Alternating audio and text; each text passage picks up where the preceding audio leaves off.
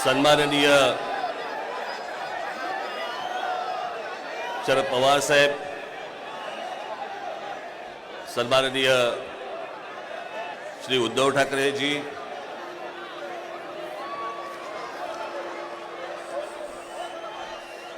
श्री जयंतराव पाटील,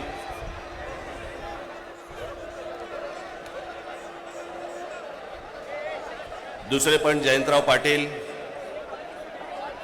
इथे दोन नावाचे दुबार बसलेले आहेत. इतर सर्व सन्माननीय आणि माझ्या सर्व जमलेल्या मतदार बांधवांनो, भगिनींनो आणि मातांनो,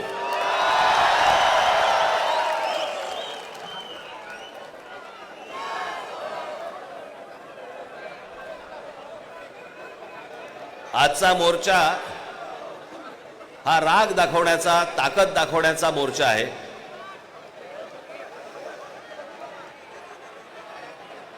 मतदारांना ए बाबा तो ड्रोन आहे ना, ड्रोन थोडं डोक्यावर आणि माझ्या वारा पडत होता.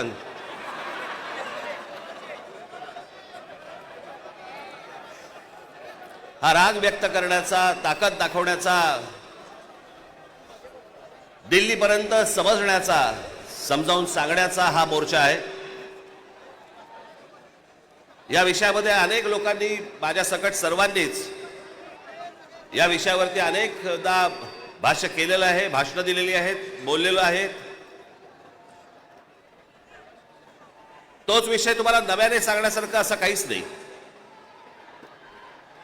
आज तुम्ही सगळेजण खूप बऱ्याच लांबून सगळीकडनं आलेला आहात. सर्वप्रथम आपणा सर्वांचे मी आभार मानतो की आपण सर्वजण मोठ्या ताकदीने आज इथे मोर्चाला जमलात.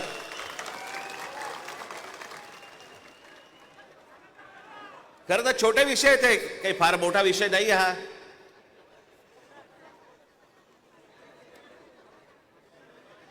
आम्ही बोलतो आहोत, उद्धव ठाकरे बोलतायत, शरद पवार साहेब बोलतायत की याच्यामध्ये दुबार मतदार आहेत. शेतकरी कामगार पक्ष बोलतोय, कम्युनिस्ट पार्टीचे लोक बोलतायत, काँग्रेसचे लोक बोलतायत, सगळेच जण बोलतायत. एवढंच नव्हे, भारतीय जनता पक्षाचे पण लोक बोलतायत की दुबार मतदार आहेत. शिंदेचे लोक बोलतायत दुबार मतदार आहेत. अजित पवारांचे लोक म्हणतायत दुबार मतदार आहेत. अरे मग अडवलंय कोणी? मग हा निवडणूक घेण्याची घाई का करतात? साधी गोष्ट आहे, मतदार याद्या साफ करा आणि मतदार याद्या साफ केल्यानंतर त्या पूर्ण पारदर्शक केल्यावरती मग जेव्हा निवडणुका होतील त्याच्यानंतर यश कोणाचं, अपयश कोणाचं, सगळ्या गोष्टी मान्य. पण सगळं लपून लपून लपून छपून जे चालू आहे ते कशासाठी? पण मी आज 2-3च गोष्टी तुम्हाला आज दाखवण्यासाठी इथे आणलेल्या आहेत.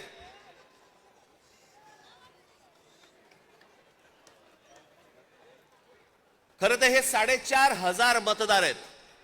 4,500, 4,500 मतदार हे कल्याण ग्रामीण, डोंबिवली, मुरबाड आणि भिवंडी मधले मतदार आहेत. या इकडच्या मतदारांनी इकडच्या इथल्या मुंबईच्या मलबार हिल मतदारसंघामध्ये देखील मतदान केलेलं आहे.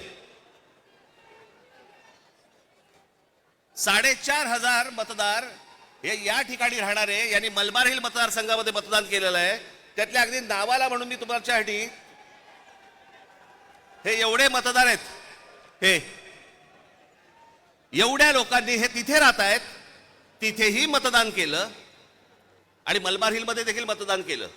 ह्याच्यातली म्हणून मी आता जस्ट फक्त 3 नावं आणली. प्रभाकर तुकाराम पाटील, राम महादू भोईर आणि गजानन पुंडलिक भोईर, ही त्यांची मतदार यादी आहे. या मतदार यादीमध्ये त्यांनी त्या मतदारसंघांमध्ये देखील मतदान केलेलं आहे आणि मलबार हिल मतदारसंघामध्ये देखील मतदान केलेलं आहे. असे लाखो लोक आहेत महाराष्ट्रभर की जे या मतदानासाठी म्हणून वापरले गेले.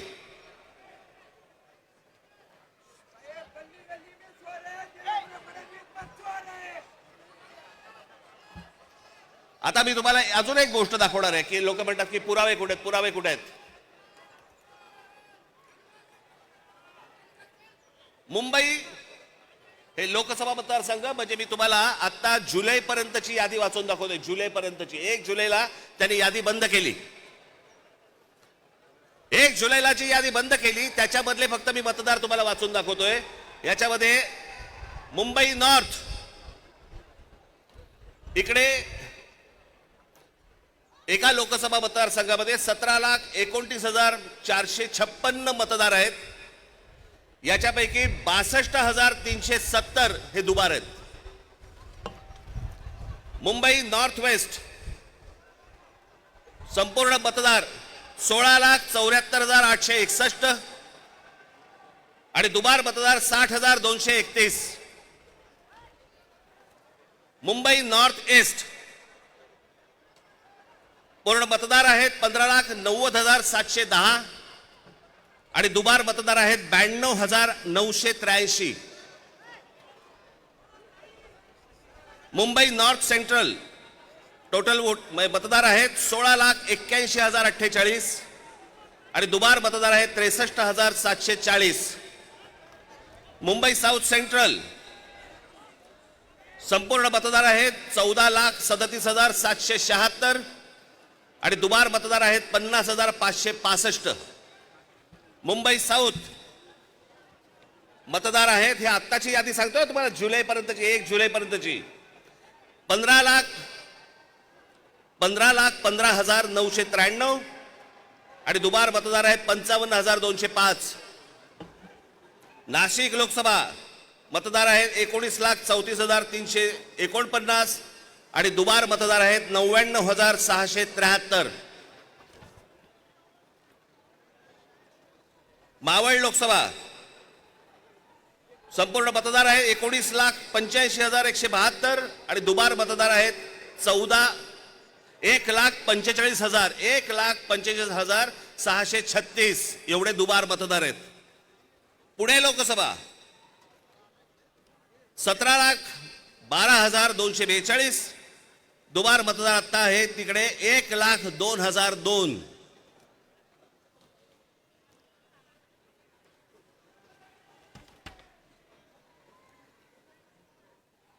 हे ठाणे लोकसभा. ठाणे लोकसभा इथे दुबार मतदार आहेत 2,09,981. लोक म्हणतील की बाबा हे आकडे तो बोलून दाखवलेत, पुरावा कुठे आहे? मी आज तुमच्यासाठी पुरावा देखील आणलाय ह्या सगळ्या दुबार मतदारांचा. काढते कापड. हे सगळे दुबार मतदार आहेत. हे एवढे सगळे दुबार मतदार आहेत. हे मी तुम्हाला आता जेवढे फक्त मतदारसंघ सांगितले तेवढ्यातले फक्त दुबार मतदार आहेत. म्हणजे तुम्हाला कल्पना येईल महाराष्ट्रामध्ये काय प्रकारचा गोंधळ येतो. आणि एवढे पुरावे दिल्यानंतर देखील हट्ट सुरू आहे की नाही नाही कोर्टाने सांगितलंय जानेवारीत निवडणुका घ्या. कशा घ्या? का घ्या? कोणाला घाई? 5 वर्ष निवडणुका घेतल्या नाहीयेत. 5 वर्ष. अजून 1 वर्ष गेलं तर काय फरक पडणार आहे? काय फरक पडतो? 5 वर्ष काही फरक नाही पडला. अजून 1 वर्ष गेलं.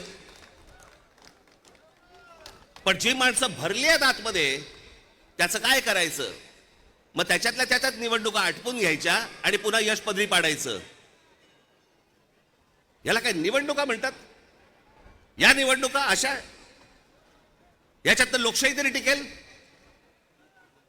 एका आमदाराचा भाऊ सांगतो की मी 20,000 मतं बाहेरून आतमध्ये आणली.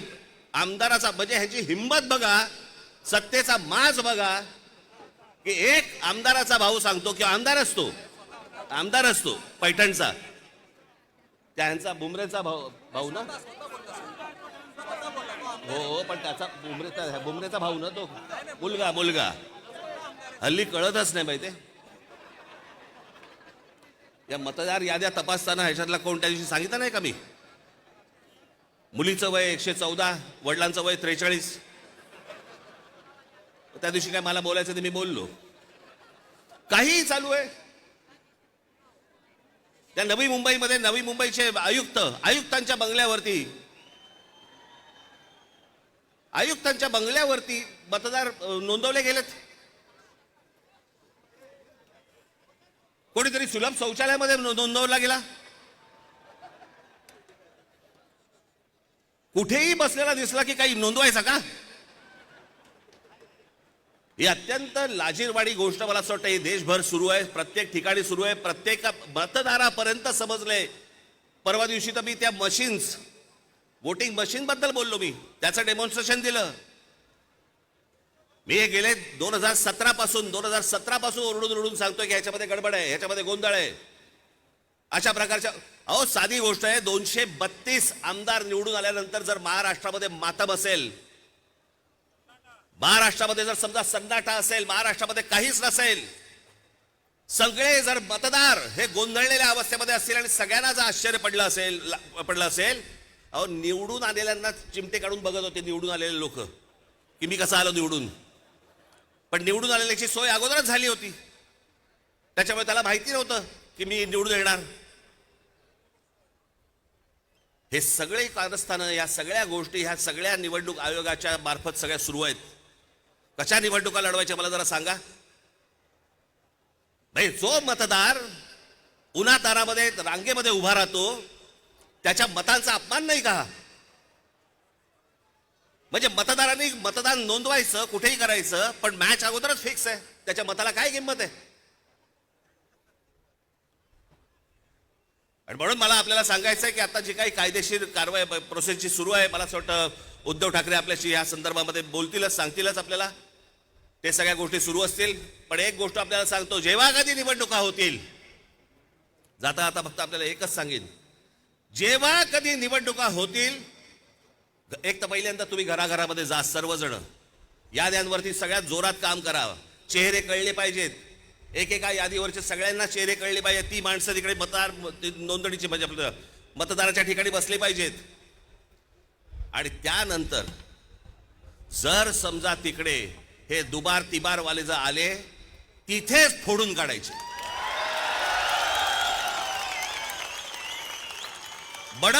बडवायचे आणि मग पोलिसांच्या हातात द्यायचे. त्याशिवाय हे वटणीवरती येणार नाही. त्याशिवाय हा महाराष्ट्रामधला जो चाललेला कारभार आहे हा वटणीवरती येणार नाही. आज आपण सगळेजण इतक्या मोठ्या संख्येने इकडे सगळेजण आलात, मी आपल्या सर्वांचे मी आभार मानतो आणि आपली सर्वांची रजा घेतो. धन्यवाद. जय हिंद, जय महाराष्ट्र.